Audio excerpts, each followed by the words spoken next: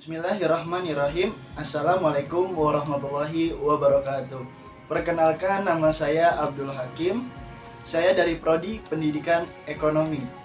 Di sini saya ingin menuntaskan salah satu tugas ulangan tengah semester dari mata kuliah Dasar-Dasar Pendidikan. Berikut saya akan menjawab serta menjelaskan soal-soal yang telah diberikan.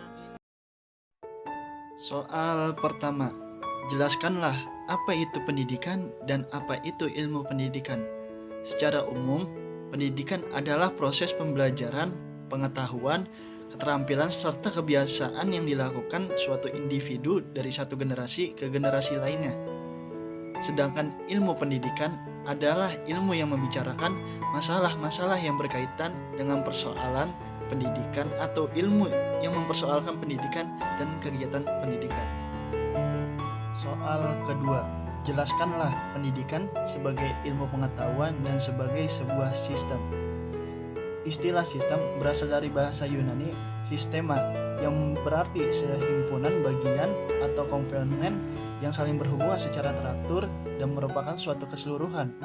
Sistem merupakan istilah yang memiliki makna sangat luas dan dapat digunakan sebagai sebutan yang melekat pada sesuatu.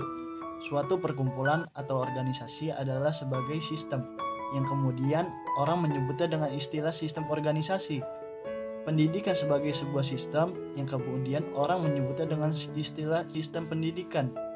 Begitu seterusnya, bahwa setiap jenis organisasi, apapun bentuknya, akan disebut sistem. Roger A. Kourama mendefinisikan sistem sebagai jumlah keseluruhan dari bagian-bagian yang bekerja secara independen dan bekerja bersama untuk mencapai hasil yang dikehendaki berdasarkan asas kebutuhan. Soal ketiga, jelaskanlah teori pendidikan klasik. Pendidikan klasik adalah pendidikan yang menggunakan kurikulum klasik untuk mengembangkan pendidikan. Pendidikan klasik bertujuan untuk memelihara, menjaga warisan yang telah ada dan dilestarikan untuk generasi mendatang. Soal keempat, jelaskanlah faktor-faktor pendidikan. Faktor tujuan, adanya tujuan yang ingin dicapai. Faktor pendidik, adanya tenaga pendidikan. Faktor peserta didik, adanya peserta didik, tersedianya material ajar, kurikulum. Faktor alat pendidikan, terbentuknya metode ajar.